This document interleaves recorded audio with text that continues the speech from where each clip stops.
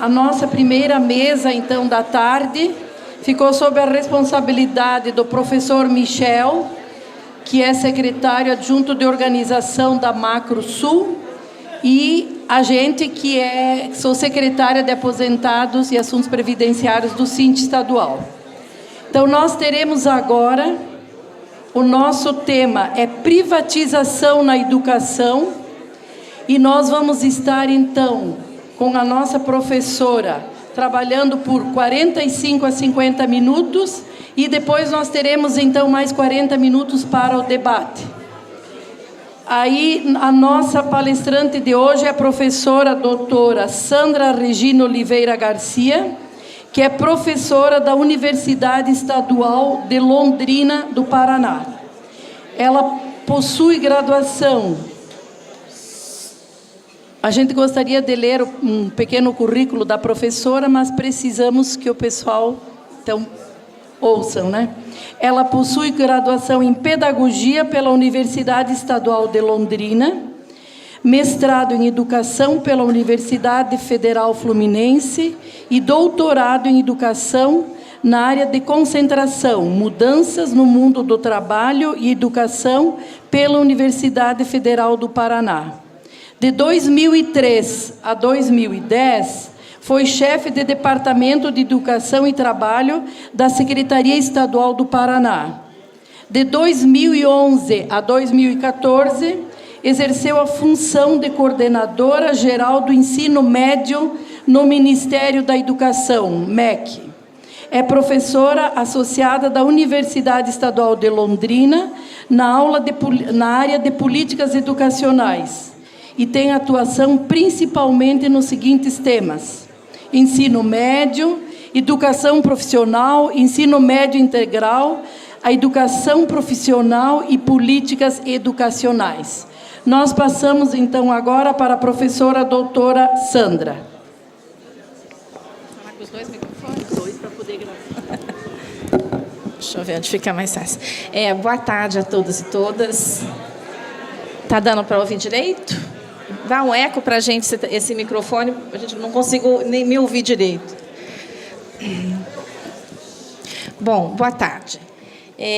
Queria primeiro agradecer o professor Vieira pelo convite que me fez e toda a direção do Sindicato dos Trabalhadores de Educação de Santa Catarina.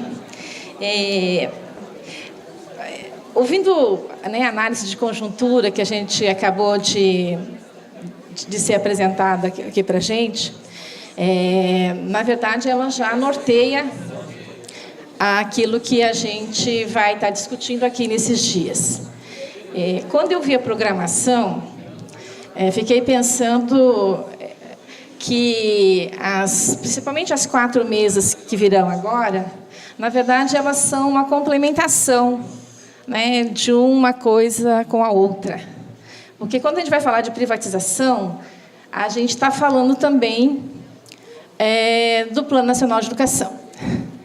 A gente está falando também, principalmente nesse momento, da materialização da privatização na reforma do ensino médio.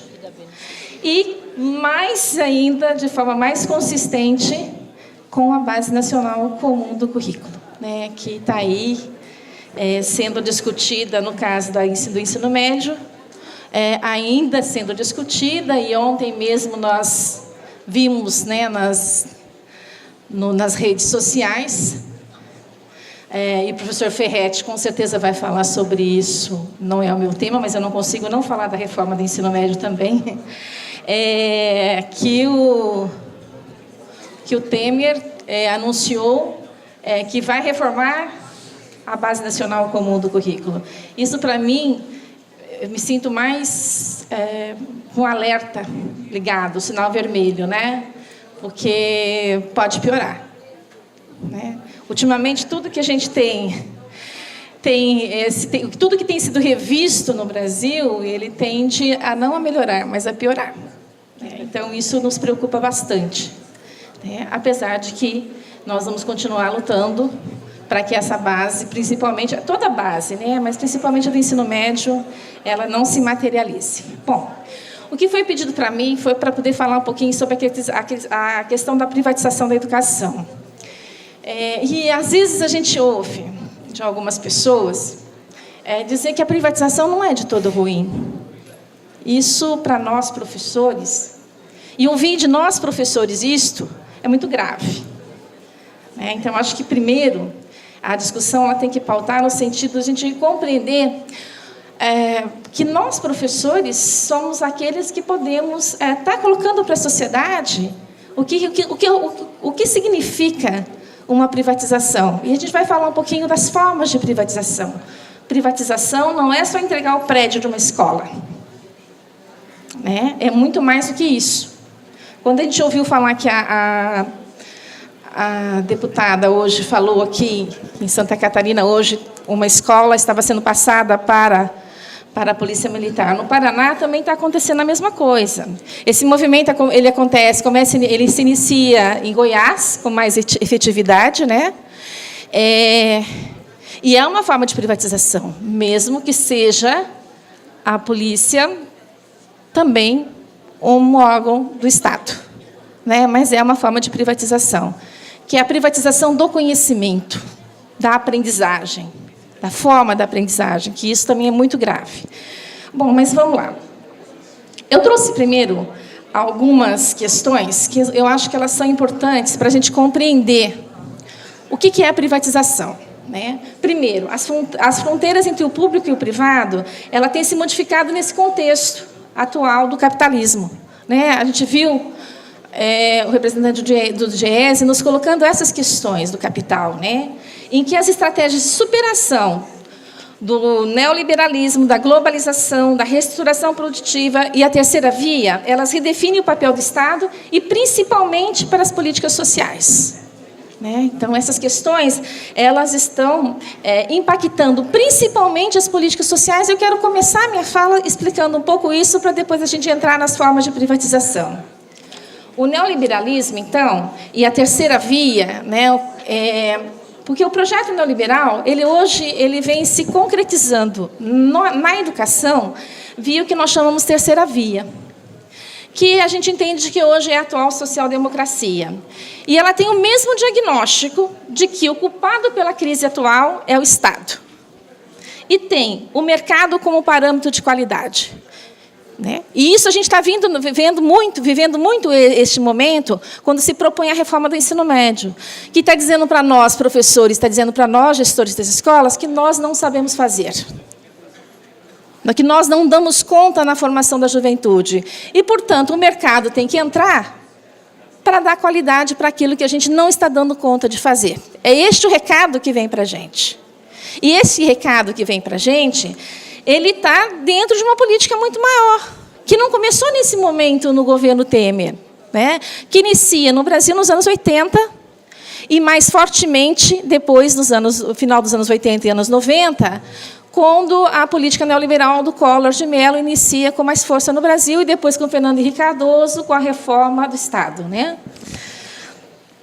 Bom, qual o papel? O papel do Estado para com as políticas sociais ele é alterado, então, pois com esse diagnóstico as prescrições são racionalizar os recursos, então precisamos racionalizar os recursos. Gastamos muito, então temos que racionalizar os recursos. Esvaziar o poder das instituições. Por que esvaziar o poder das instituições?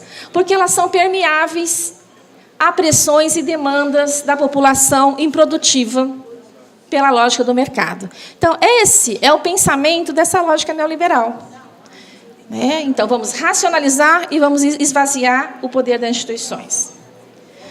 Os teóricos neoliberais também, eles apontam as instituições democráticas contemporâneas como irresponsáveis e o remédio seriam as medidas restritivas constitucionais para conter os governos, colocando-se os instrumentos de controle fora das instituições representativas e partindo-se do princípio de que controles políticos são inferiores aos de mercado. Então, sempre vai estar reafirmando que o mercado ele tem um resultado melhor do que o resultado que o próprio Estado pode dar. Então, essa é a reafirmação que sempre vai estar aparecendo. Nessa lógica neoliberal, então, a responsabilidade pela execução direta das políticas sociais deve ser repassada para a sociedade. Mas para qual sociedade? É para a sociedade que nós entendemos como sociedade civil organizada? Não. é para essa sociedade que hoje nós estamos vendo representada por instituições, por institutos, por organizações sociais, principalmente, que essas organizações sociais que estão assumindo o papel do Estado em relação às questões das políticas sociais. O Estado, então, que foi chamado, historicamente, a tentar controlar e regular as contradições do capital e a relação do capital e trabalho, atualmente, apesar do Estado mínimo anunciado pelo neoliberalismo, então, o neoliberalismo ele vem na perspectiva do Estado mínimo. Mas esse Estado mínimo ele é chamado a socorrer o capital financeiro nos momentos de maior crise. E, contraditoriamente, ele foi considerado culpado pela crise conforme a teoria neoliberal. Então, o Estado que é culpado, ele também é chamado nos momentos de crise do próprio capital para dar soluções para aquilo que o capital necessita do Estado. Então, também é preciso lembrar, antes da gente entrar mesmo nas questões principais, que o Estado mínimo proposto ele é mínimo apenas para as políticas sociais conquistadas no período do bem-estar social. Então, é mínimo para as conquistas sociais, né? Na realidade, o Estado é máximo para o capital. Por quê? Porque, além de ser chamado a regular as atividades do capital corporativo no interesse da nação, ele tem ainda que criar um bom clima de negócios para atrair o capital financeiro transnacional e conter, por meio dos distintos controles de câmbio, a fuga do capital para as pastagens mais verdes e lucrativas. Então, ao mesmo tempo que ele é mínimo para as políticas sociais, ele tem que ser máximo para aquilo que interessa ao mercado. Né? E daí, alguns autores eles entendem que o Estado ele não diminuiu, ele se modificou. Então, quem são esses autores? São autores neoliberais, que vão dizer, não, o Estado não diminuiu, o Estado precisa se modificar. Né? O Estado tem se retirado em alguns aspectos seus poderes e aparelhos, têm sido expandidos em outros, transferindo responsabilidades, mas simultaneamente criando capacidades de fiscalização e de reforço para garantir que essas responsabilidades estejam sendo cumpridas. Isso tem envolvido a dispersão do poder estatal através de uma variedade de locais e espaços. A partir da análise desses autores, né, nós podemos compreender, por exemplo, que o material proposto pelas parcerias que nós temos hoje, chamado de parcerias, em relação à educação, elas são padronizadas e replicáveis. Então, agora a gente entra na questão quando a gente vai chegar em relação à educação. O que é essas instituições, né, que hoje vêm vendendo, ou, entre aspas, doando para a educação, projetos e materiais? São materiais que são padronizados e que o professor deveria o quê? Só replicar esse material. Né? E aí nós vamos ver hoje que nós temos várias formas de chegar à escola, à Secretaria de Educação, à escola e a nós, professores, várias formas, então, que muitas vezes uma parte dos professores não conseguem perceber, mas eles estão cumprindo esta função, a função de replicar aquilo que já foi definido. Então, nós voltamos à década de 70, um exemplo que eu vou dar, na década de 70, no início dos anos 80, eu começo a trabalhar numa rede municipal de Londrina de educação. Como é que a gente era... O que a gente fazia enquanto professor? Na verdade, o movimento, ele, né, nesse momento, de uma outra forma, ele vem se reconstituindo daquele modelo. Quando eu comecei a dar aula na rede municipal de Londrina, todo o material vinha pronto. Todo o material vinha pronto para o professor. Inclusive a prova. O professor não tinha autonomia para nada. Os textos vinham prontos, as perguntas vinham prontas e as provas vinham prontas. A gente tinha que executar aquilo que a Secretaria de Educação nos passava. Foi uma longa luta que nós tivemos nos anos 80, junto com todo o processo de redemocratização do Brasil, para que a gente assumisse essa responsabilidade enquanto professor. Era cômodo, bastante cômodo. E isso é que o risco agora que nós estamos vivendo neste momento também. Porque se vinha tudo pronto, o professor chegava na sala de aula e executava. Ele corrigia a prova, eu corrigia a prova com caneta vermelha, a professora que dava aula no quarto ano da outra turma, ela vinha e corrigia com caneta verde. Então, eu corrigia, uma outra professora vinha e corrigia, e a supervisora vinha corrigir. Eu até brincava que parecia uma árvore de Natal a prova, porque ela é corrigida em vermelho, verde e preto. Né? parece que a gente está voltando um pouco àquele passado, né? Assim, de que alguns pensam e outros executam. É um pouco isso. Só que antes, esse pensar, ele estava dentro da Secretaria de Educação. Hoje, ele não está mais dentro da Secretaria de Educação. Nós estamos transferindo para a tal chamada sociedade, né, as questões referentes à educação. E aí, eu vou deixar um pouquinho, já eu volto a falar sobre isso. O que a gente está disputando, então? Acho que são duas questões que a gente tem que entender. Nós que trabalhamos na educação, nós que somos professores, que somos pais também, né? Primeiro, importar para a área da educação a lógica do mercado como forma de acelerar a melhoria, a racionalização da educação, ignorando o passivo histórico e adotando o monitoramento das metas restritas sob pressão? É isso que está se colocando hoje? Ou afirmar a lógica da confiança no magistério e na escola pública, da gestão pública, e criar cada vez mais as condições necessárias para a melhoria, eliminando o passivo histórico e avançando de forma consistente na formação humana ampla da juventude. Acho que essas duas questões elas têm que balizar o nosso diálogo. O que nós queremos? Nós queremos passar essa responsabilidade, que é da escola, que é da gestão, né, para aquele que está fora da escola, para o mercado, ou nós queremos assumir essa responsabilidade, né, assumir o nosso papel enquanto magistério, que somos profissionais preparados e formados para isso, né, para o trabalho pedagógico que nós temos em relação na escola. Quais são as formas de privatização, gente? Então, se nós temos uma política neoliberal, que não dá para estar dissociada daquilo que está acontecendo conosco hoje, que coloca que o Estado tem que estar do Estado mínimo, e que, no caso da educação, a educação também tem que ser uma educação mínima, né? E, portanto, ela pode ser gerenciada por pessoas estranhas ao trabalho que nós temos que realizar na escola. Então, quais são as formas? A privatização por venda, que não é isso que está acontecendo. Nós não estamos vendendo as escolas ainda, né? Em alguns lugares, pode até estar acontecendo venda de prédios das escolas, que existem a venda de prédios, mas não vender a escola. A privatização por vales. Daí vou trazer os dois exemplos que já são bastante conhecidos, que é o exemplo do Chile e é o exemplo dos Estados Unidos com as escolas charter, né? A privatização por concessão de gestão. Ela não está chegando neste momento, ela já vem sendo realizada há alguns anos no Brasil, que é a privatização por concessão de gestão.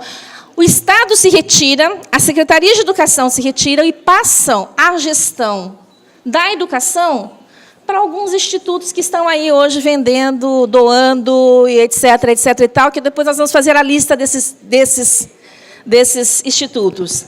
A privatização por incorporação de processos de gestão privada, que é outra forma também. Então, eu vendo, eu faço formação de professores, eu não estou lá dentro da escola e da Secretaria de Educação, mas eu estou vendendo um processo de gestão privada. Então, a escola, para ela ter mais qualidade, ela tem que ter a mesma forma de organização de uma empresa para que ela possa responder aos resultados necessários que são colocados hoje para a educação. E tem gente que acha que isso é bacana, que realmente nós temos que trazer o exemplo da empresa para dentro da escola e que a gestão privada ela pode realmente melhorar as condições de educação no nosso país. E a privatização por implantação de sistemas privados de aprendizagem, que isso não sei se é o mais grave, mas é muito grave. Né? Que daí não está mexendo só com a gestão, está mexendo com a aprendizagem. E aí o exemplo hoje mais claro disso, e eu sei que faz parte da reforma do ensino médio de Santa Catarina, mas não só de Santa Catarina, de outros estados, que é o Instituto Ayrton Senna. Porque a proposta deles é a implantação de sistemas privados de aprendizagem. Enquanto, por exemplo, o Instituto Unibanco, que também é um grande mentor da reforma, ele vende a gestão. Ele trabalha com a gestão. Enquanto o Ayrton Senna trabalha com a aprendizagem. As duas formas são gravíssimas. As duas formas são gravíssimas. Né? Tanto você passar a gestão da aprendizagem, do desenvolvimento, quer dizer, o material que vai ser elaborado, etc., todo, né? Você trazer de uma empresa para dentro da escola, como também você passar a gestão da educação para o setor privado. Os dois exemplos das escolas, eu não vou ficar falando muito em relação a isso, mas eu trouxe só para ilustrar, acho que a maioria de vocês conhece o modelo do Chile, né? Essa água aqui posso tomar? Isso aqui é para mim, essa água? Obrigada. A escola do Chile, que ela trabalha com coisas que são próximas, né? Que é a escola charter e os vouchers, né? E a escola dos Estados Unidos, que é a escola charter, né? Que são esses dois modelos que estão presentes. Aqui no Brasil é muito interessante. Tirando uma vez, lá nos anos 90, que o ex-ministro da Saúde, Ricardo Barros, lá do meu estado, que foi prefeito de Maringá, ele, quando o Chile começou essa discussão, ele tentou levar os vouchers também para Maringá, mas houve uma resistência muito grande do movimento sindical, né, dos professores, e não foi concretizada, mas ele fez um movimento já nos anos 90 para isso. Depois disso, efetivamente, no Brasil, ninguém chegou com essa ideia desta forma, né? Vamos transformar todas as escolas numa escola gestionada, gerenciada, de fora para dentro. Mas ela vai caminhando pela beirada, vai comendo pela beirada, né? Quer dizer, já vinha acontecendo isso no Brasil há muito tempo, mas não de uma forma generalizada, né? O que esses institutos vêm fazendo ultimamente? Eles vêm fazendo o que eles chamam de projetos piloto. O Instituto Unibanco, por exemplo, ele começa com um projeto piloto em Minas Gerais, Rio Grande do Sul e São Paulo. Eles testam o modelo deles de gestão de escola. O Instituto Ayrton Senna, que é um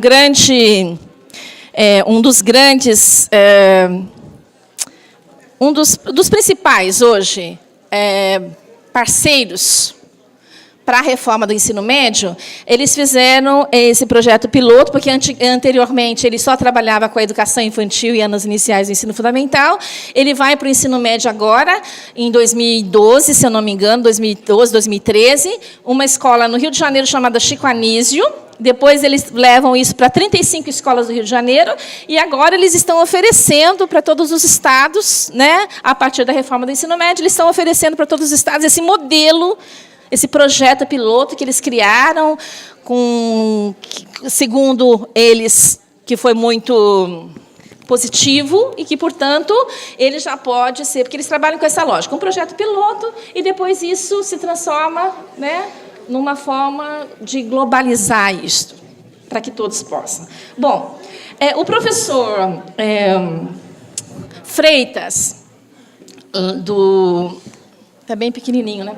O professor Freitas, da Unicamp, ele fez uma tradução, eu vou falar lá bem rapidinho para vocês, para a gente entender um pouquinho, só do Chile, eu não vou nem entrar na dos Estados Unidos.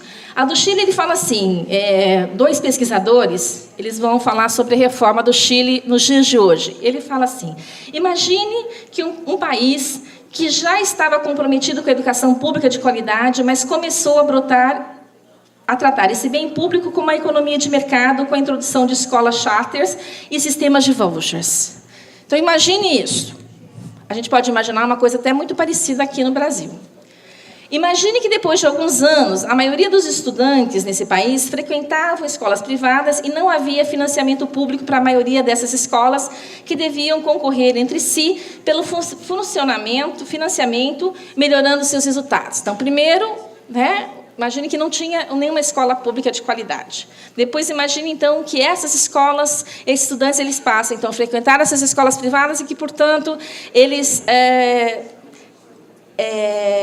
elas deviam concorrer ao financiamento. Então, aquelas escolas que tivessem um resultado melhor receberiam mais recursos. As escolas que têm resultados piores, elas recebem menos recursos. A lógica já é uma lógica totalmente equivocada, né? Imagine que o Estado promoveu essa competição através da publicação de rankings escolares para que os pais fossem informados dos resultados obtidos por cada instituição.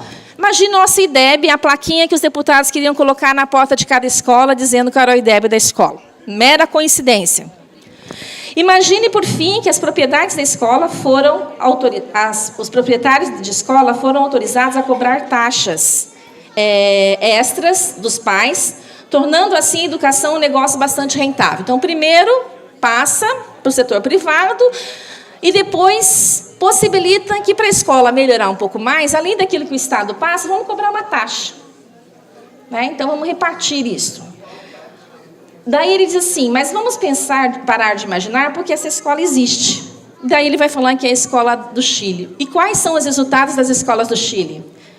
Aquilo que eles colocam ali como os primeiros pontos, nos mostra um pouco o movimento que acontece entre nós. Né? Vender como se fosse uma coisa inovadora, né? E que fosse trazer resultados efetivos para a melhoria da educação do nosso país. Daí ele vai dizer, de acordo com os pesquisadores, o Alfredo e a Stephanie, então, o que aconteceu? Aqui estão alguns fatos há cerca de 3 décadas do que aconteceu no Chile. Primeiro lugar, não há existências claras de que os alunos melhoraram significativamente o seu desempenho. Então, não tem comprovação de que há uma melhoria do desempenho. Vou pegar o Instituto Unibanco. O Rio Grande do Sul, a Universidade do Rio Grande do Sul, fez um acompanhamento a pedido do Ministério da Educação, a 2014, 2015, para ver os resultados do Instituto Unibanco nesses estados, onde eles fizeram o projeto piloto, que era Minas Gerais e Rio Grande do Sul, e qual foi a conclusão da Universidade Federal do Rio Grande do Sul. Que não houve uma mudança significativa que pudesse comprovar que aquilo que eles utilizam para a gestão da escola, com ênfase em português e matemática, que realmente traz resultado significativo na formação da juventude. Então, não se difere daquilo que nós estamos vimos no Chile. Segundo, existe agora um consenso entre os pesquisadores de que tanto as lacunas educacionais como as socioeconômicas aumentaram. O Chile é hoje uma sociedade muito mais desigual do que era antes da privatização da educação. E há uma clara correlação entre renda familiar, aproveitamento dos alunos de acordo com os testes padronizados e medidas semelhantes. Então, as condições não mudaram das pessoas, das famílias. Portanto, os resultados eles continuam sendo os mesmos. Você mudar currículo na escola não significa que você vai mudar realmente a formação. Então, quando vem a reforma do ensino médio, que propõe uma mudança curricular, o professor Celso já chegou, ele vai falar sobre isso, não garante. Não garante que há uma melhoria na educação. Então, você jogar todo o foco numa questão, seja de infraestrutura, ou seja de currículo, ou seja de formação de professores, você colocar o foco em uma dessas coisas não resolve o problema. E a gente vê no modelo do próprio Chile. Em terceiro lugar, estudos têm mostrado que as escolas que atendem os alunos mais carentes têm maiores dificuldades, não só em responder à forma competitiva, mas também para inovar e melhorar a atratividade da escola. É óbvio, gente. As escolas que recebem alunos com menor poder aquisitivo, com mais dificuldade, com menos possibilidade de acesso ao conhecimento, é óbvio que a escola vai continuar tendo as mesmas dificuldades. Isso não vai se modificar, porque a escola vai receber um voucher. Né? Cria-se uma competitividade entre as escolas, mas não se materializa no sentido de que os recursos continuarão. O próprio IDEB, como foi criado, ele foi criado no sentido de ver assim, onde temos dificuldade. Então, o que vai ser investido nessas escolas que apresentam mais dificuldade? O objetivo inicial deveria ser este. Né? E acabou sendo um ranking que é utilizado para várias coisas, menos para você ter um investimento maior nessas escolas que precisam de maior investimento, porque é lá que as condições estão mais precarizadas. Bom, Em quarto lugar, muitas escolas estão investindo mais em estratégias de marketing do que realmente como melhorar os seus serviços. Então, o ranking lá na porta da escola, como os nossos deputados queriam, ela enfatizaria isso. Então, eu sou um IDEB, sei lá quanto. Então, essa escola é uma escola que só pode entrar nessa escola, como muitas escolas já fazem, os alunos que não apresentam nenhuma dificuldade, porque aqueles que apresentam muita dificuldade vão atrapalhar o meu IDEB. Em quinto lugar, a cultura de responsabilização exigida pelo mercado produziu um esquema ensinar para teste. Então, outra coisa que está na nossa cara neste momento é isso. Né? Por que a ênfase em português e matemática? Porque as avaliações internacionais e as avaliações nacionais, elas cobram isso, português e matemática. Então, vamos padronizar de tal forma que nós vamos responder a isto. Então, vamos preparar a escola para fazer bastante teste, fazer bastante prova, fazer bastante simulado, né? Porque é assim que o aluno vai aprender a responder aquilo que está sendo exigido para ele. Para ele, não. Para ele não é isso, mas sim para a educação como um todo. Em sexto lugar, alguns pesquisadores acreditam que tudo isso tem afetado negativamente a autonomia profissional dos professores, o que, por sua vez, provocou sentimentos de desmoralização, ansiedade e, no final, práticas de ensino pobres dentro de escolas e uma profissão pouco atraente. Isso também está presente para nós, né? Quer dizer, você tirar do professor não a centralidade do conhecimento, mas a centralidade do processo de ensino-aprendizagem, do trabalho na escola. Né? Quando você passa para aquele de fora, que ele é que sabe. Então, portanto, e hoje estão criados vários mecanismos. Né? Outro dia, uma aluna minha na universidade estava me mostrando as aulas prontas, que hoje você pode acessar pelo aplicativo no celular. Então, eu quero uma aula, não sei de que assunto. Né? Tem hoje aplicativos que você coloca lá e a aula vem pronta. Infelizmente, nós temos que falar infelizmente, porque, nossa, eu sou professora também. Né? Comecei na educação básica, né? Já trabalhei da educação básica, da pré-escola até o ensino superior. O exemplo que eu dei quando eu comecei a trabalhar e que nos inquietava, uma grande parcela dos professores gostava. Infelizmente, gostava de que viesse pronto e que, na verdade, ele só tinha que reproduzir. É a mesma coisa de usar um livro didático como bengala. Né? Como se a gente tivesse que seguir o livro didático. Não é isso. O livro didático não foi feito para isso. E agora ele está tomando outra característica também, porque assim, ele passa a ser hoje, dentro da privatização, um importante negócio do mercado. Porque ele já se preparou, inclusive, para vender para o Ministério da Educação a partir da Base Nacional Comum do Currículo.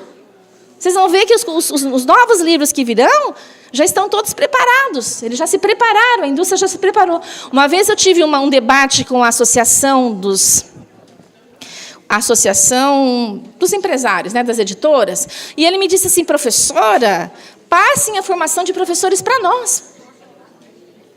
Porque nós vamos fazer a formação de professores, não precisa ser, a universidade não dialoga com aquilo que a gente está escrevendo nos nossos livros. Então, nós vamos fazer a formação. Se vocês passarem a formação de professores para nós, isso vai se dar de uma forma muito mais homogênea, né? Muito mais tranquila, e o professor vai saber usar o livro didático. Então, é muito perverso. É muito perverso isso. Em sétimo lugar, um sentimento geral de frustração e insatisfação surgiu não só entre as comunidades escolares, mas, na verdade, na grande maioria da população. Na verdade, a Revolução dos Pinguins, né, que aconteceu, uma revolta dos estudantes secundários, impulsionada por reclamações sobre a qualidade e equidade da educação chilena, levou ao mais massivo movimento dos protestos sociais no país durante os últimos anos. E os nossos estudantes, quando foram contra a reforma do ensino médio, foi um pouco a partir desse movimento, né, do Chile. Houve um diálogo com esse movimento. Né? Infelizmente, nós não conseguimos dar consequência para o movimento dos estudantes nas ocupações das escolas.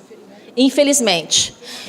O meu estado, que teve 1.000 escolas ocupadas, eu não consegui ainda chegar na pesquisa que eu desenvolvo para conversar com os estudantes, mas eu quero muito chegar nesses estudantes.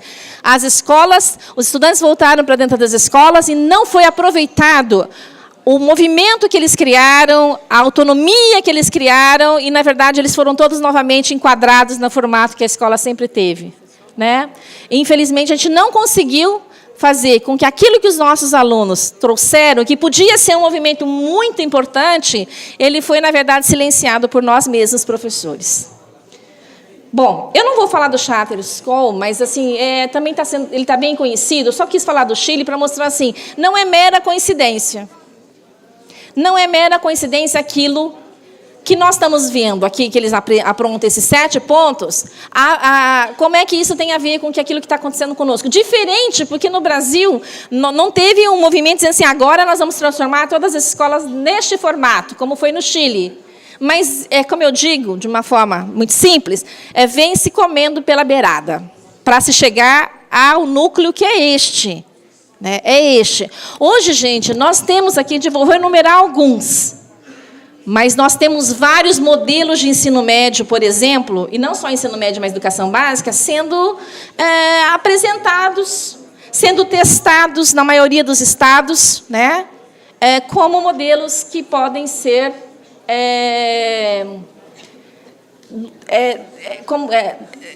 podem ser assim assumidos pela Secretaria de Educação. O Instituto Unibanco é um deles. Ele já está aqui no Rio Grande aqui em Santa Catarina, né? Que é um modelo de gestão com ênfase em português e matemática e com muito controle através de provas. O Instituto Ayrton Senna, que é um modelo de aprendizagem, que ele não é só gestão, ele vai na aprendizagem. Nós temos aquele Corresponsabilidade Social, que é um grupo do Nordeste, de empresários do setor da construção, que eles que apresentaram o modelo de educação em tempo integral, voltado para o ensino médio. Nós temos agora uma outra que chama Aliança. Tem a Fundação Lemon, que foi a grande propositora da Base Nacional Comum do Currículo. Ela é uma das grandes mentoras, junto com Todos pela Educação. Porque o Todos pela Educação, ele é um conjunto de instituições que fazem parte do Todos pela Educação. Fundação Lema, Instituto Unibanco, Ayrton Senna, Corresponsabilidade Social, Aliança e outro, Bradesco, Fundação Roberto Marinho, quer dizer, todos eles estão dentro do mesmo pacote. E eles hoje que estão, entre aspas, vendendo para os estados a política de privatização. Então, vamos lá. O Charter School, ele foi criado nos Estados Unidos, também com o mesmo tipo, parecido com o que aconteceu no Chile, no sentido de passar para a iniciativa privada, para a sociedade civil, né? A gestão das escolas também. Eu não vou me ater aqui, vou pular isso aqui, depois eu deixo para vocês. E vou entrar aqui. O programa Jovem do Futuro do Instituto Unibanco, que é a grande ação que eles têm. O Instituto Unibanco, ele focou no ensino médio. Então, tudo aquilo que depois a Cássia vai falar do próprio PNE e o Ferretti vai falar da reforma do ensino médio, ele tem... Aqui no Instituto Unibanco, na Fundação Lemon, principalmente esses dois, ao meu ver, um grande disseminador do que foi se constituir. Já? Tá bom. Tá, mas eu vou cortar um pouco aqui. Tá. O Jovem de Futuro, eu não sei se vocês todos já conhecem. Ele é uma tecnologia educacional desenvolvida e testada para estimular o aprimoramento contínuo da gestão escolar, com o objetivo de melhorar os resultados de aprendizagem dos estudantes, expandir o número de concluintes e reduzir as desigualdades educacionais das escolas públicas do ensino. Quem lê isso, o que acha no primeiro momento? Bacana? Bacana. É isso que eu quero para a escola. Eu quero diminuir a desigualdade, eu quero que os alunos aprendam, né? Eu quero que eles concluam, né? Então, quando chega isso para a escola, e no primeiro movimento, o Instituto Unibanco, ele passava assim, para as escolas R$100 por aluno. Era 100 ou 200, agora acho que era 200. A escola recebia por aluno. Então, essas escolas que foram as escolas pilotos, elas recebiam uma contrapartida. Contrapartida, davam não, porque, na verdade, é isenção de impostos, né? Então, quando a gente fala assim, o Instituto, ele dá algum recurso? Ele não dá, ele está isentando os impostos que ele paga. Então, é recurso público também. Tem que lembrar sempre disso, recurso é público. Nesses 2 primeiros estados, ele fez isso. Nos outros estados, ele foi junto ao Concede, escolheram 5 estados no Brasil para continuar o projeto. O que eles fizeram? Eles foram ao Ministério da Educação, o Concede pressiona o Ministério da Educação, e o Ministério da Educação, então, cede de que eles poderiam utilizar o recurso do Programa Ensino Médio Inovador nesses 5 estados para fazerem a proposta que eles apresentavam. Quais estados foram? Mato Grosso do Sul, Goiás, Ceará, Pará e outro quinto eu não lembro. Mas eram esses estados. Eles fizeram uma ação, daí o Instituto Unibanco não passou mais recurso para eles. O recurso vinha via Programa Ensino Médio Inovador, né, que vinha o dinheiro direto na escola. E as secretarias se retiram da gestão dessas escolas e passam para o Instituto Unibanco. O Instituto Unibanco coloca um funcionário dele dentro da Secretaria de Educação. Ele contrata um profissional e coloca dentro da Secretaria de Educação. Eu, quando conversava com essas secretarias, eu sempre dizia assim, que se eu tivesse numa Secretaria de Educação, eu me sentiria humilhado, como uma profissional da educação, que trabalha numa Secretaria de Educação, ou um diretor de uma escola, ou professor da escola, que uma instituição, que não é uma instituição educacional, ela faz uma proposta que não tem nada de demais as propostas que eles fazem, né? Mas que retira o poder nosso, de profissionais de educação, a nossa autonomia, para executar uma coisa que não tem nada de grande, não tem nenhuma novidade. E ele se apresenta como se fosse uma atividade inovadora. O que é a atividade que eles fazem? Eles fazem formação de professores. Fazem uma formação de professores, trabalham com bônus para professores e trabalham com bônus também para os alunos, com presentinhos. Os bônus deles são presentinhos, não é nada de recurso grandioso, não. Presentinhos para os alunos também. A ênfase em português e matemática, né? E colocam metas para a escola. E as escolas têm que cumprir essas metas. Né? Ela vai cumprir essas metas. Como é que ele vai cumprir essas metas? Através das avaliações que vão ser feitas. Então, há uma expansão das avaliações para serem realizadas, para acompanhar se os alunos estão conseguindo, principalmente em português e matemática, alcançar as médias que são impostas para aquele processo de aprendizagem dos alunos. É isso que o Instituto Unibanco faz. Agora, eu pergunto para vocês, precisa de alguém de fora vir dizer isso para a gente? Ou é isso que nós queremos para os nossos alunos, que eles aprendam só português e matemática na escola? Para responder aos testes oficiais, os organismos internacionais, para o Brasil sair, alcançar as metas que almeja em relação à educação? Então, o Jovem de Futuro, ele não traz nenhuma novidade, mas ele se coloca como uma ação inovadora. Então, é importante que a gente entenda isso. Só que parece ser uma coisa bacana para algumas secretarias de educação, de que o setor produtivo, na forma de organização do mercado, ele também organiza a escola com uma outra estrutura, para que a escola seja uma escola que vai produzir resultados. Produzir resultados. Eu sei que meu tempo está terminando, eu vou pular um pouquinho, tá? Professora. Oi. Mais 10 minutos. Tá, eu vou pular um pouquinho. É mais ou menos esse quadro aí, né? Vamos estar sempre atentos aos dados para ver se nós alcançamos os resultados que são os resultados importantes para a gente. É uma coisa assim de estar acompanhando os gráficos para ver se a escola está saindo daquele padrão que ela está colocada. O Instituto Ayrton Senna, ele é mais recente. Ele começa em 2012, ele começa em 1994, mas com a educação infantil e anos iniciais e anos finais do ensino fundamental.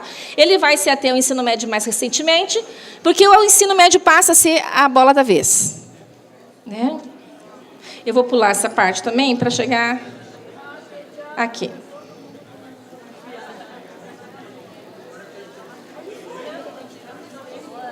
Então, o que está colocado para a gente, na verdade, gente? Que o Estado continua financiando, o poder público continua sendo o executor, mas a direção e controle passam a ser de instituições privadas. Porque elas são instituições privadas. Né? E isso não vem agora, só em 2016, a partir da reforma do ensino médio, a partir do golpe. Ele vem se construindo já há muito tempo no Brasil. A questão da privatização.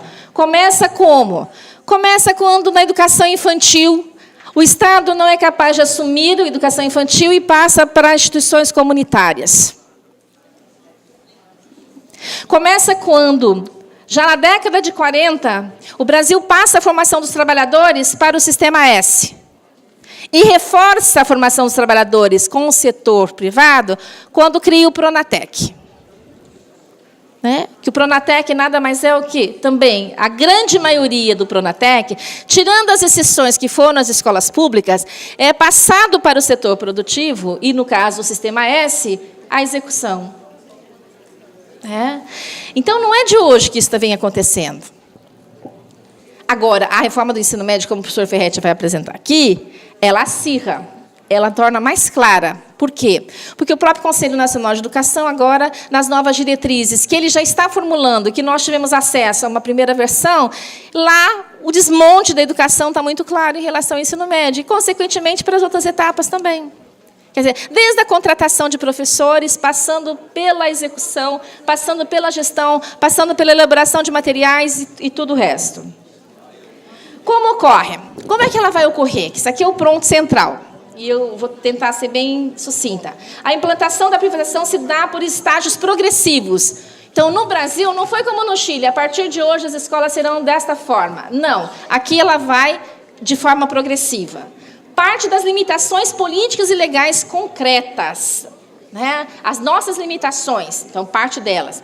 É uma construção visando alterar as leis e remover resistências ao longo do tempo. Então, vai se mudando as leis, vai removendo a resistência, né? E isso vai se ocorrendo ao longo do tempo. Não foi de um dia para o outro, ela vem acontecendo. Essas instituições elas estão entrando dentro da escola, elas estão entrando dentro da Secretaria de Educação, elas foram comendo pela beirada, como eu disse. É geral apresentada como uma inovação. Agora, eu quero que alguém me prove que o que hoje um desses institutos fazem é uma inovação.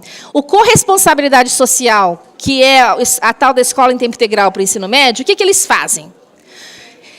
Eles escolhem uma escola, fazem seleção de professores, então esquece a carreira dos professores, então vou contratar os professores no processo de seleção. Esses professores têm que vestir a camisa, portanto, eles vão ganhar 100% a mais do seu salário.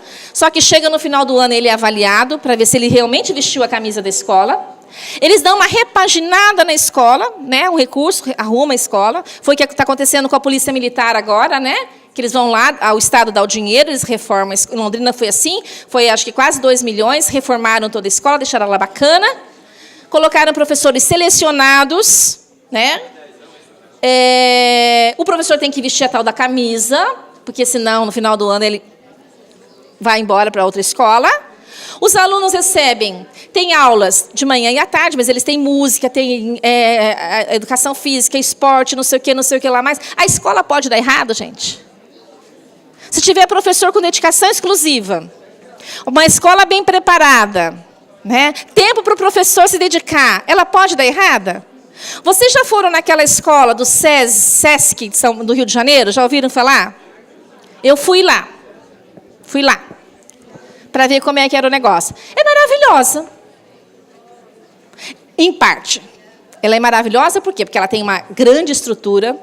Ela é maravilhosa porque os alunos têm acesso a tudo que se possa imaginar, de tecnologia, de material didático, eles fazem esporte, têm piscina, comem bem, têm atividade recreativa, eles têm aquilo que a gente chama de educação integral, numa perspectiva do Sistema S. Então, não podemos também dizer que é tudo maravilhoso, né? Os professores moram dentro da escola, apartamentos muito bons, ganham bem, ficam monitorados quase que 24 horas, porque moram dentro da escola. Os alunos de lá podem... Mais uma coisa, eles fazem seleção em todos os estados do país, então são os melhores alunos, melhores entre aspas, das escolas públicas, fazem prova e eles levam para lá, passam 3 anos lá. Eles passam longe de todas as dificuldades que a família enfrenta. Então, o cara do Piauí que está lá, ou do Santa Catarina do Paraná, ele não fica sabendo se estão passando fome, qual a dificuldade da família e qualquer outra coisa. Então, aquelas dificuldades que o nosso aluno no dia a dia tem, ele não tem lá. Ele passa 3 anos lá. Ele já veio da escola pública com todas as condições. Então, dá para se dar errado uma escola dessa? Claro que não vai dar errado. Claro que o resultado dela vai ser um resultado diferencial. É a mesma coisa dos alunos hoje da rede federal de ensino do ensino médio. Não deveria dar errado. como a grande maioria não dá. Por quê? As condições são outras. Os professores têm dedicação exclusiva, têm mestrado, têm doutorado. As condições da escola são boas. Então, as condições não podem estar separadas da questão pedagógica. As condições de contratação de professores não podem estar separadas de todas as condições que são necessárias. Deixa eu correr. As consequências, para finalizar. Destruição da escola pública de gestão pública. Acaba com a gestão pública da escola. Destruição do magistério público e de sua dignidade. Acaba com a nossa profissão de professores. Produção de alta rotatividade de professores, salários mais baixos e excessiva pressão em cima dos professores. Transformação da educação em preparação para exames de larga escala. E minimização curricular com ênfase em português e matemática. O que a gente precisa? A gente precisa ocupar mesmo. Né? Mas ocupar o espaço que é nosso. Então, nós, professores, temos que ocupar o nosso espaço na escola para que a escola realmente seja uma escola pública de qualidade. Agora, nós... Não é o suficiente, é ocupar no sentido da mobilização para que a gente possa transformar numa escola de qualidade, mas com condições necessárias, com professores preparados, bem, com salários dignos, né? E com alunos também com condições de aprendizagem. Porque se a gente também não pensar na sociedade como um todo, nós não vamos, não é a escola que vai transformar a sociedade sozinha. Ela é um instrumento de transformação, mas ela depende de todo um processo também que deve acontecer na sociedade como um todo. Meu tempo acabou, então eu agradeço e fico aqui para a gente discutir um pouquinho, tá bom? Obrigada. Nós vamos iniciar o debate e nós está garantido aqui 30 minutos. Vai dar gira em torno de 10 inscrições. E aí os colegas professores que queiram se inscrever têm que trazer o seu crachá e colocar aqui. Ok? Aí pode ser assim, professora? Então, cada 3 inscritos fazendo a fala, a professora, a doutora Sandra, vai estar fazendo aí, então, esse debate e essa conversa, ok? Então, quem quiser, por gentileza, vem para a mesa e entrega o crachá. Já temos a primeira inscrição, o professor Gilberto. Professor Gilberto de Chapecó. E eu gostaria que a prof falasse um pouquinho do Instituto Ayrton Senna, que a prof pulou um pouco ali, mas é a forma com que Santa Catarina está vendo a privatização da educação. Porque, vejam, o município de Chapecó, por exemplo, em 25 de agosto do ano passado, assinou um termo de compromisso tornando política pública as formas de fazer a educação do Instituto Ayrton Senna. E aqui em Santa Catarina a gente tem o ensino médio integral em tempo integral, que está sendo desenvolvido através do Instituto Ayrton Senna. Inclusive, o material produzido, reproduzido e replicado nas escolas é o material do Instituto Ayrton Senna. Então, esse é a parceria público-privada que está acontecendo em Santa Catarina e que a gente não tem muitas informações, porque eu estou pesquisando, estou fazendo um trabalho sobre isso também, vou apresentar na Amped semana que vem, e a gente não tem muita reflexão teórica ainda sobre isso, e a gente sabe que o Instituto está aí, os veículos de informação da Fiesc e do Instituto estão dizendo que é tudo de bom, mas a gente sabe que não é isso. Então, eu queria que a prof comentasse um pouco mais sobre a questão do Instituto Ayrton Senna. Para quem não me conhece ainda, eu sou o Mário e sou lá da Regional de Xanxerê. Eu sou professor recém-formado, né? E milito no movimento estudantil há mais ou menos 6 anos. Né? Eu gostaria de vir fazer uma provocação mediante aquilo que a professora falava, principalmente no que diz respeito às ocupações. Né? É fundamental que os professores deste sindicato, sejam de qual regional que for, sejam de qual tendência política, é fundamental que esses professores deem consciência e consequência para o movimento estudantil dentro das escolas.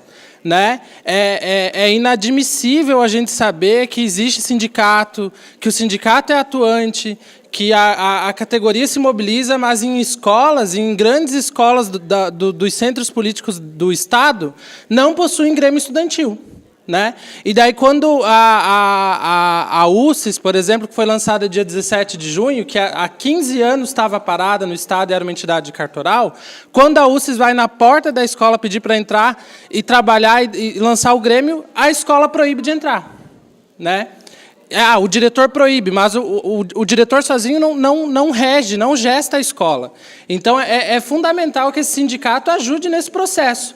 Lá em Chapecó, né, na época da ocupação da Universidade Federal da Fronteira Sul, eu era secretário-geral da universidade. A gente ficou lá quase 3 meses ocupando a universidade. Chapecó foi a cidade que mais ocupou no estado, né? A ZIG, junto com nós, correu todas as 20 escolas ocupadas da cidade, ajudou de todas as maneiras possíveis, e isso tem que acontecer no estado inteiro. A gente tem que montar grêmio e tem que fazer com que esses grêmios sejam livres, não um grêmio para cuidar da barraca do beijo na festa junina. Né? Porque a gente está deixando o debate da aprendizagem de lado, a gente está esquecendo das escolas, a gente está esquecendo de tudo, e se a gente esquece, tem alguém que decide pela gente. Está aí o Instituto Ayrton Senna entrando pela beirada que a gente está deixando para trás. Professor Gerson Luiz, da Regional de Florianópolis. Esse assunto é um assunto bem polêmico, privatização, né? É um projeto mundial, é um projeto que vem de outros organismos internacionais e está nos atingindo nesse momento. E vai nos atingir muito mais ainda.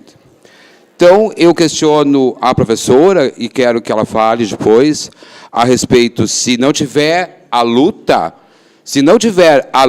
da nossa categoria, os ataques vão ser muito piores. Só com a luta é que nós vamos resolver, vamos impedir alguns ataques vindos desses organismos e dos nossos governos estaduais. O exemplo disso, aqui na nossa regional, aqui de Florianópolis, aqui no nosso estado, está acontecendo o quê? Redução de ofertas de matrículas no SEDUPs. Então, isso já é uma ideia de não ter mais o compromisso do Estado para com esses alunos. Já temos várias escolas aqui na nossa regional que não têm o noturno. Isso reduziu já a carga horária dos professores. E por aí vai uma infinidade de ataques, uma infinidade de medidas, né? E a privatização vem de onde? Daí não, é uma discussão muito ampla. Eu sei que é amplo. Eu sei que não é uma ideia do meu diretor, não é uma ideia do meu colega. Isso vem de um gigante muito grande, que são esses organismos que nos comandam e que estão nos impedindo de termos mais uma carga horária mais elevada, de ter uma qualidade de ensino melhor, e por aí vai. Então, assim, só com a luta é que a gente vai conseguir impedir esses ataques em relação a essas privatizações. Agora, dia 10 de agosto, é o dia do basta. É o dia do basta. Mas é o dia do basta tudo. Então, nós temos que organizar essa categoria para que ela se mobilize, para que a gente faça uma luta decente, como o dia do basta mesmo. Basta de ataques, basta de tudo. É isso. A professora Sandra vai, como combinado, responder as 3, esse como o primeiro bloco. Com relação ao Ayrton Senna, a gente sabe muito pouca coisa ainda. Né? Porque eles fizeram esse projeto piloto no Rio de Janeiro, eu não me aprofundei ainda em saber tudo o que eles fizeram, mas eles têm, basicamente, eles estão trabalhando, na verdade, é um pouco diferente do Instituto Uniban, que trabalha mais com a gestão, eles trabalham com a aprendizagem, então eles vão trabalhar na questão curricular. Na questão curricular e na formação de professores. E também sempre com aquela palavrinha inovadora. Eles dizem lá, por meio de apoio às políticas educacionais da formação de professores e gestores escolares, então, formação de professores, gestores, o Instituto desenvolve o potencial de estudantes nas redes finais do ensino fundamental e médio, com o objetivo de prepará-los para viver, conviver, conhecer e produzir na sociedade do século XXI. E agora, não sei se vocês perceberam, mas está na moda, né? A reforma do ensino médio trouxe isso. E isso também vem desses institutos, que é a história do projeto de vida. Eu quero que alguém me explique o que eles estão entendendo por projeto de vida. A gente entende, claro que a gente entende o que é o projeto de vida, né? Você tem que sonhar só do tamanho que você pode sonhar. Né? Então, o que te espera na vida? Então, vamos fazer, né, o aluno sonhar aquilo que ele pode sonhar. né? Se ele tem que sonhar só fazer um curso técnico profissional para ele se inserir no mercado de trabalho rapidamente, então é esse que vai ser o projeto de vida dele. Então, é um projeto de vida já bem pré-definido, né? E o Ayrton Senna, ele vem um pouco esse aspecto. Aqui, pelo que eu soube, de uma apresentação que o Deschamps fez no ano passado, no seminário... Gente, porque a gente tem que ir naquilo que a gente... Não adianta a gente também só ficar falando para nós mesmos, tá? Eu tenho ido em alguns lugares para ver o que eles estão dizendo. O último seminário do Instituto Unibank eu não pude ir, mas eles fazem seminários nacionais, a gente tem que ir. Tem que se inscrever, olha lá, tem que ler lá o que está escrito no site deles. Eles têm lá uma... Eles são uma coisa impressionante. Porque eles têm lá agora um conjunto de... Eles abriram agora o site deles, está um site do Instituto Unibank que vocês têm que olhar. Porque a gente consegue pegar muita coisa lá. E eles têm textos nossos, que são contrários à proposta deles, eles têm lá. Eles fizeram uma biblioteca, no caso do ensino médio, que tudo que tem, o professor Celso deve estar lá, todo mundo está lá. Né? Eles têm muita coisa que eles pegam. E a gente tem que ouvir o contraditório. Outro dia, me chamaram para ir fazer uma fala no Mato Grosso do Sul. Eu achei que era para uma coisa, cheguei lá, era para outra. Mas tudo bem, a gente tem que enfrentar. Por isso que eu falo, a gente tem que ouvir. Né? Eu fui falar sobre sobre a educação básica no Brasil. E eu cheguei lá, achei que eram agricultores familiares. Não eram agricultores familiares. No Mato Grosso do Sul, a minha ingenuidade. Né? Porque eles estão estudando. Eles tinham lido o relatório do Banco Mundial. Quantos aqui leram o relatório do Banco Mundial? Por favor, ergam a mão. Eles leram o relatório do Banco Mundial. E eu falava e eles diziam assim, mas o relatório diz outra coisa. Eu falei, mas eu nego o relatório. Eu não concordo com o que está escrito no relatório. E um jovem, o que eu fiquei mais impressionada, eu tinha acabado de começar a falar, um jovem agricultor. Ele disse assim, professora, se a educação no Brasil... Meus pais me dizem isso, que naquela época era melhor, quando tinha menos aluno na escola.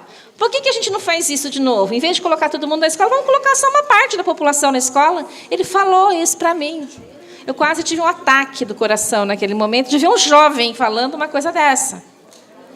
Então, gente, a coisa é grave, como o professor colocou aqui, professor Gerson, é muito grave. Ou a gente se mobiliza, e não só enquanto categoria de professores, mas enquanto cidadão, enquanto pais, enquanto avós, né? Para que a gente possa segurar isso que está vindo com tanta força, que começa mais forte na reforma do ensino médio, mas que vai se espalhar para tudo, porque ela já está dentro das escolas de alguma forma. Está dentro da escola, quando a gente tem uma base nacional comum do currículo, que vai ser falado amanhã para vocês, e que já está nos livros didáticos, e que está dentro da universidade, porque a gente tem que dar a mão palmatória para esse governo, que é o governo dos anos 90. Porque o governo que hoje está no Ministério da Educação, agora saíram, né? Mas é o mesmo grupo. É o mesmo que teve nos anos 90. E eles sabem fazer a coisa de tal forma que se fecha o círculo. Lembra que eles fizeram? Aprovaram a LDB na calada da noite, fizeram parâmetros curriculares, diretrizes curriculares, formação de professores, parâmetros, etc, etc, etc, etc. E tal. Eles não tiveram tempo de colocar em execução, então eles voltam agora com um projeto que foi perdedor na urna, a gente gostando, não gostando, tendo votado, não tendo votado, na presidenta Dilma. Eles tomam de assalto. Eu falo que eles entram pela porta de trás do Ministério da Educação e colocam um projeto que não foi o projeto vencedor, que foi o projeto que perdeu nas urnas. Eles retomam o projeto. Não que o governo Lula e o governo Dilma tenham rompido com o projeto neoliberal, mas eles acirram o projeto neoliberal nesse momento e retomam aquilo. Então, a ponte do futuro, na verdade, é uma ponte ignorando todos esses anos de que avanços aconteceram. Não foram como eu gostaria, mas aconteceram avanços. E há, então, uma ruptura nesse processo. Então, esquece-se, 13, sei lá quantos anos foram, como se nada tivesse acontecido, e retoma o projeto dos anos 90. E esse projeto dos anos 90, ele previa já isso que está acontecendo nesse momento. Então, ou a gente resiste, e nós, como professores... E olha como que está sendo perverso, porque a reforma do ensino médio está reformando o ensino superior. Por que ela está reformando o ensino superior? Porque ela propõe força a barra da implantação da base pela formação de professores de ensino superior, quando cria o residência pedagógica. O que é a residência pedagógica? É a implantação da base. Nós que estamos na universidade pública, mas nós somos a minoria na formação de professores nesse país. Os nossos professores, na grande maioria, estão sendo formados na rede privada e principalmente pela educação à distância. Principalmente. E o que vem acontecendo? A residência pedagógica, que num primeiro momento era para as escolas, instituições públicas, passa a ser também para as privadas. E a Base Nacional Comum, ela vai ser induzida pelo novo PIBID e pela residência pedagógica. Nós, na universidade pública, estamos tentando ressignificar isso, mas as escolas privadas não resistirão a isso, gente. Eu vou terminar. Eu acho que o Mário tem toda a razão, né, em relação à questão. A gente precisa...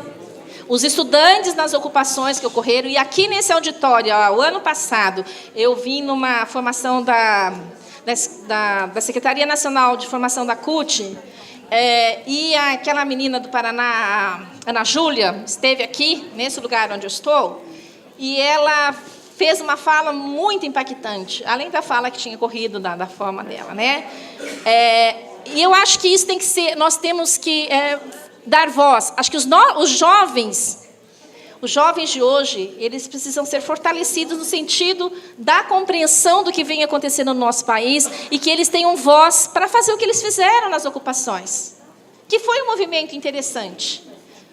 Para mim, foi um ressurgimento. Eu me senti nos meus anos 80, né, na direta já, me senti um pouco aquele sentimento que a gente teve enquanto jovem, lutando pelo fim da ditadura militar. Eu acho que nós não demos consequência para isso. Acho que o Grêmio Estudantil, Mário, eu acho que ele é um importante mecanismo e que tem que ser utilizado. Óbvio que na época da ditadura militar ele foi mal utilizado e a gente tem ranços ainda da ditadura militar, mas a gente tem que ressignificar isso. Eu acho que é muito importante. Professor Silvio, de Criciúma. Eu queria fazer algumas indicações do que estão acontecendo aqui em Santa Catarina, que talvez muitos de nós não estejamos antenados.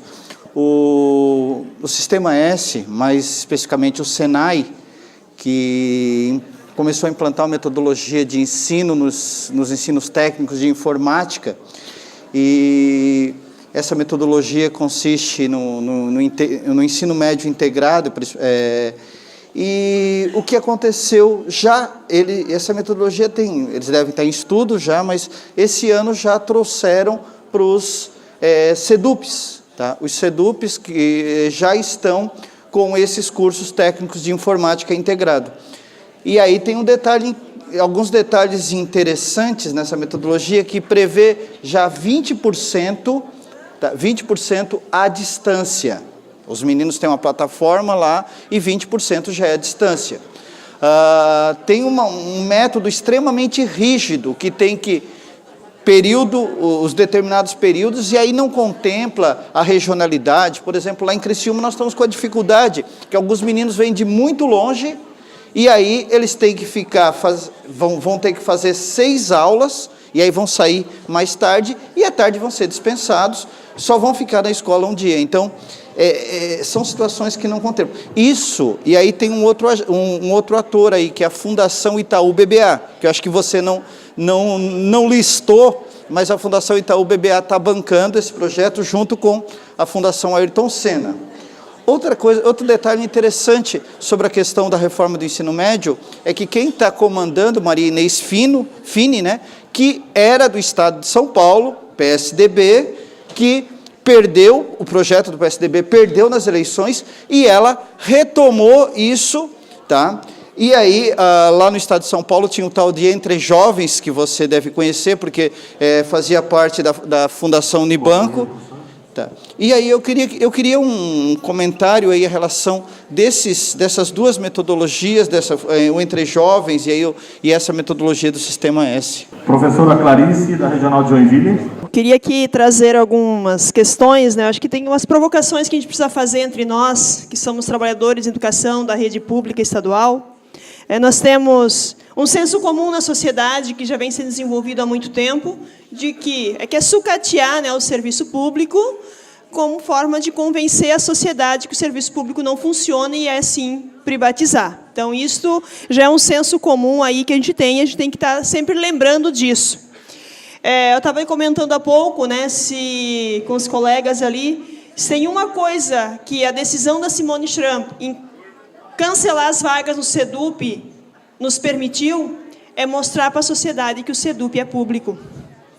Porque muita gente da comunidade, pelo fato de existir as cooperativas que financiam, que compram, né, os materiais para manter o funcionamento dos SEDUPs, muito estudante, muita gente da sociedade acha que o SEDUP não é público.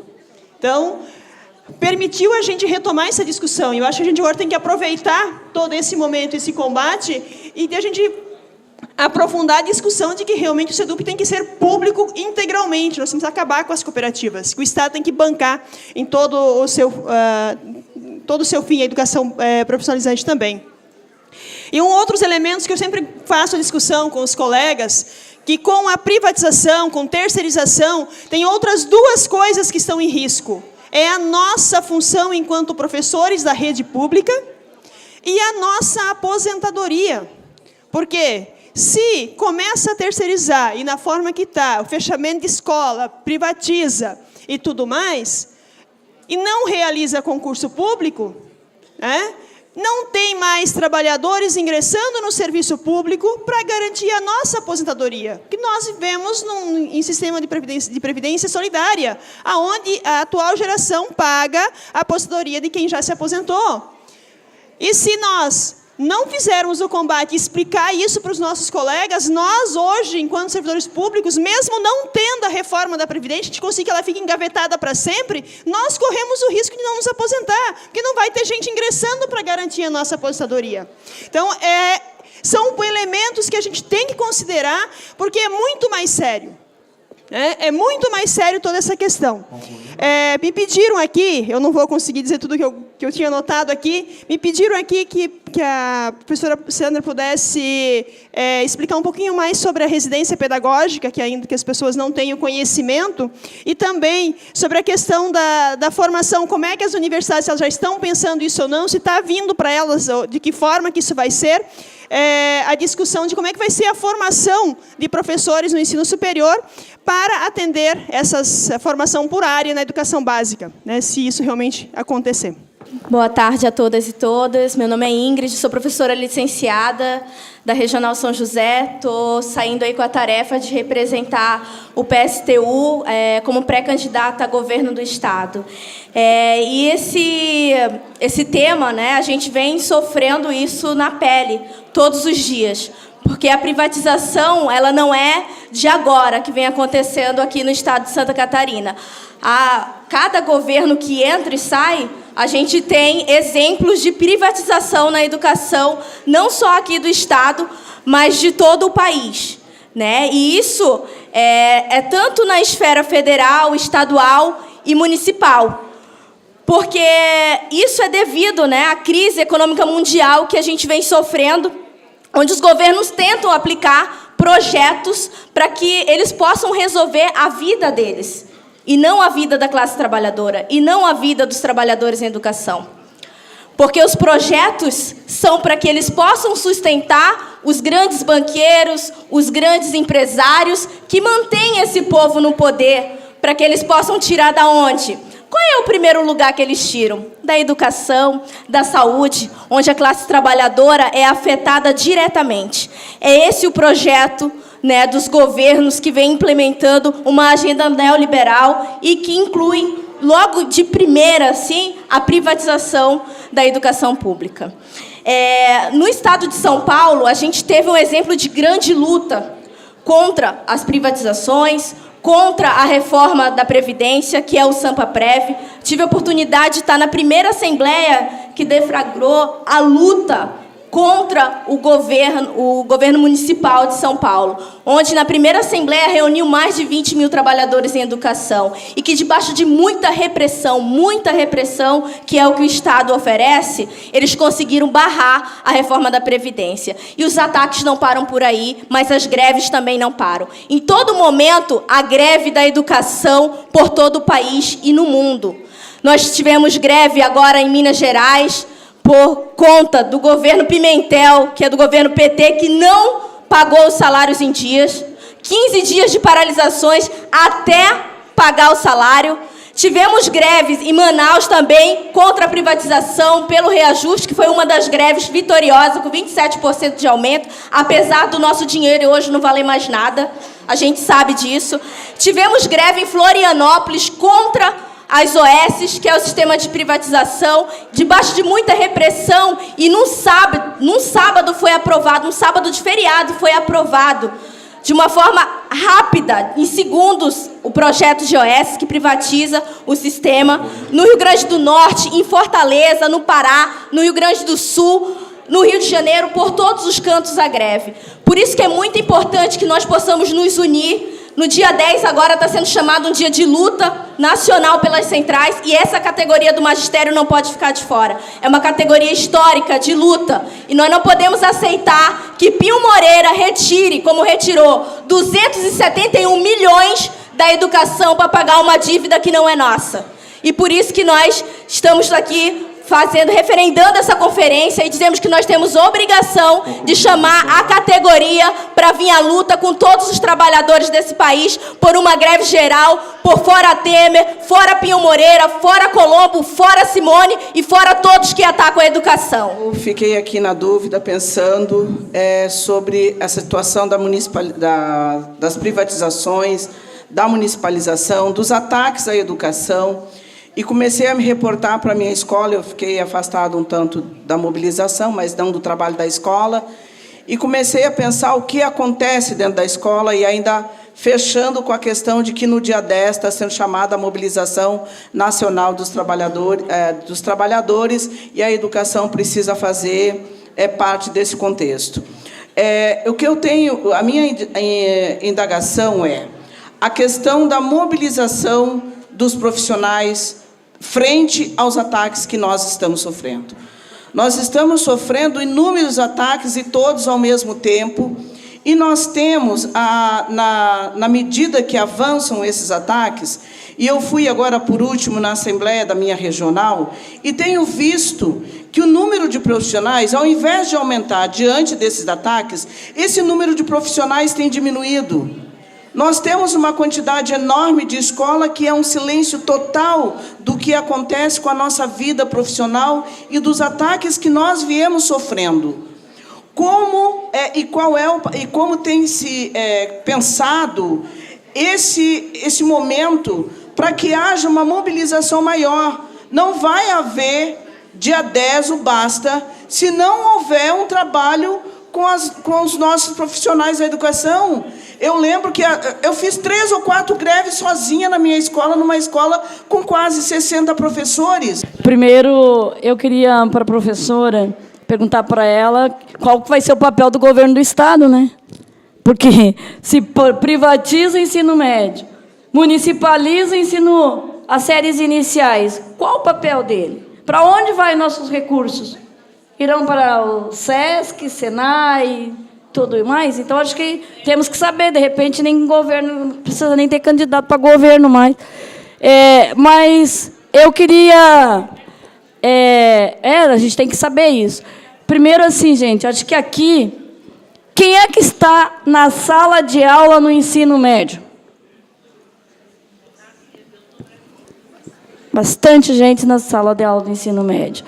Professora, desde os anos 90, a gente vinha dizendo... Eu lembro que quando Luciane discutia Zig lá em Chapecó, o neoliberalismo, lembra? A gente fazia aquele seminário, professora, e diziam para nós assim, ó, que vai chegar um tempo que vocês vai ser por teleaula. Não demorou muito? De 90 para cá, não demorou muito? Que nós vamos ter o ensino à distância no ensino médio. É isso que preocupa. Então, a gente tem que ver, quando falava da reforma trabalhista, muitos de nós que estão na sala de aula, tem muitos que nem sequer um panfleto pegavam e discutiam com seus alunos, porque achavam que aquilo ali não tinha nada a ver com eles. Tem a ver com ele, com o filho, com o pai do teu aluno. Nós temos que voltar a fazer isso. Pegar esses panfletos que entregam na rua, transformar conteúdo de sala de aula. Não esse material do Positivo, do Natura, do Ayrton Senna. Pegar os nossos panfletos e tornar-se conteúdo em sala de aula. Porque senão nós vamos perder. Para concluir, Michel, quero concordar com a fala da Wanda. Eu fui em assembleias e comecei em Florianópolis em assembleias com 500. Hoje a gente vai com 10, 12. Então, não só em Florianópolis, em todos, nós temos que ver o que leva e o que conquista o professor para vir para a sala de aula. Porque essa fala de nós chegar lá e falar mal dos outros, não, afasta. Porque nós não vamos falar das qualidades, nós vamos falar dos defeitos e dos erros do sindicato. A gente não vai lá falar dos acertos do sindicato. É isso que não traz os professores para a luta. Depois, a mesa que vem depois com a Cássia, com o Celso, na verdade, a conversa continua. Acho que foi muito bem pensada, né, as mesas, porque ela não se encerra aqui. Ela começa com a discussão e a gente vai ver que o ensino médio hoje é onde a privatização está mais presente, né? Mas, rapidamente, Silvio, né? Eu sugiro que vocês abram a página. Eu não estou fazendo propaganda do Instituto Unibanco, não, mas a gente tem que entender o que eles estão falando. O Deschamps apresentou todos os institutos, eles têm, quando ele apresentou nesse seminário do Instituto Unibanco do ano passado, eles apresentam a secretaria, acho que não foi ele, foi uma representante da secretaria. Eu tenho a tela, tentei achar aqui, mas agora não consegui. Uma tela que ele apresenta e ele coloca 4 propostas de ensino médio de Santa Catarina. Uma com o Sistema S, que é a educação profissional, outra com o Itaú BPC, como que é? BBA. Outra com o Instituto Ayrton Senna e Instituto Unibanco. Não lembro agora, são 4. Tem lá, se vocês procurarem, vocês vão ver a apresentação de Santa Catarina, e lá tem o que eles estavam propondo. Então, já faz um ano que eles já definiram quem são os parceiros aqui de Santa Catarina em relação à implantação da reforma, né? Quem são esses interlocutores. Não vai dar tempo de falar sobre isso. A questão da educação profissional. Está muito claro, a educação profissional aqui em Santa Catarina, por tudo que eu vi até agora, ela vai ser transferida, sim, para o Sistema S. Né? É a tal das parcerias. E se as novas diretrizes de ensino médio forem aprovadas, junto com a Base Nacional Comum do Currículo, isso vai ficar muito fácil. Né? Porque as portas estão todas escancaradas, elas não estão abertas. Elas estão escancaradas para se fazer qualquer coisa. Juntar Instituto Unibanco com Ayrton Senna, com o Sistema S, cabe tudo. Cabe tudo. Tá? Eu acho, o papel da Secretaria de Educação, eu acho que ela vai ser um escritório de negócios, onde vai administrar os negócios da educação. Aliás, o MEC já foi chamado assim, bem lá no passado, né? Que ele era de educação e negócios. Então, é um pouco isso que a gente está voltando, né? A história, infelizmente, nos mostra isso. A questão da mobilização, gente, acho que aí é uma questão que vocês vão discutir até amanhã, né? É o que fazer nós da educação, mas é o que fazer também nós, sociedade brasileira. Porque a educação é um dos pontos que está sendo atacado e muito grave. Né? Realmente, daqui a pouco, nós não teremos mais professores no futuro. E alguém perguntou da residência pedagógica. Nós tínhamos um programa chamado PIBID, que foi reformulado, e ele passa a ser a formação dos professores em serviço, dos graduandos em serviço, no 1º e 2º ano. E agora criar a tal da residência pedagógica, que são para os alunos dos 2 últimos anos da graduação, da licenciatura. Que eles vão para dentro da escola com uma bolsa de R$600, tanto o PIBID como a residência pedagógica. E, na verdade, o que está por trás disso é a implantação da Base Nacional Comum do Currículo. Então, não foi feita uma reforma no ensino superior, mas essa reforma está vindo por conta de alguns programas como estes, que o PIBID sempre foi um programa muito bom, mas ele está sendo reconfigurado. Né? Então, se eu disse que na escola, na pública, na universidade pública vai resistir, na escola privada não vai haver resistência nenhuma. Vão pegar a Base Nacional Comum do Currículo e vão fazer a leitura dela, e a formação de professores daqui para frente vai ser a partir dessa Base Nacional Comum do Currículo. Se nós não resistirmos, se a sociedade, se nós professores, mas não só nós professores, porque não adianta só a gente não. Né? Se nós não acordarmos, enquanto sociedade, para aquilo que está vindo, que nós estamos chamando hoje de minimização da formação da juventude brasileira, que não vai ficar só no ensino médio, ela vai para todas as etapas da educação básica, inclusive para o ensino superior. Porque hoje o Sistema S já oferece uma formação de professores, só vocês abrirem lá, oferecem 4 licenciaturas. Uma licenciatura em matemática, uma licenciatura em ciências humanas, uma licenciatura em ciências da natureza e uma licenciatura em ciências em linguagens. E forma um super professor. Em 4 anos você sai formado para dar aula de química, física e biologia. Em 4 anos você sai formado para dar sociologia, filosofia, história e geografia. Está lá na página deles. Eles aprovaram isso em 2015. Aprovaram antes da lei da reforma do ensino médio. Não, foi em 2015 que está aprovado deles. A lei foi apresentada em 2016. Então, eles já tinham a proposta pronta, custa R$ 900 a mensalidade, para se você formar um super professor. Olhem lá, está lá. Tem um currículo pronto, eles já estão fazendo isso.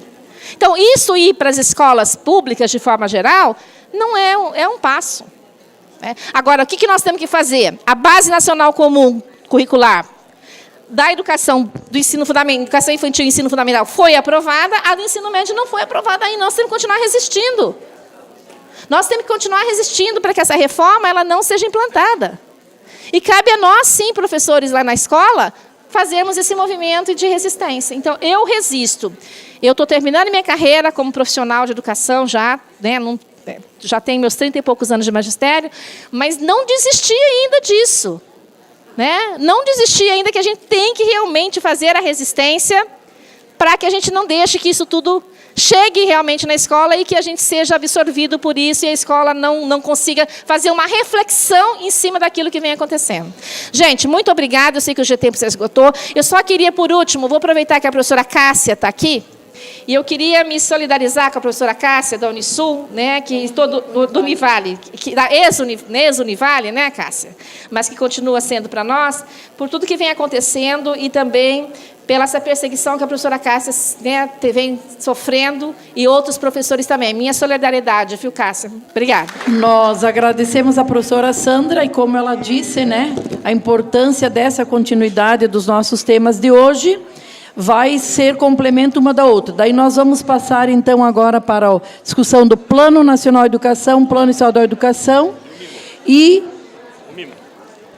Desculpa, tem a entrega de uma lembrancinha, então, para a professora Sandra. Aí depois nós passamos, então, para a próxima mesa.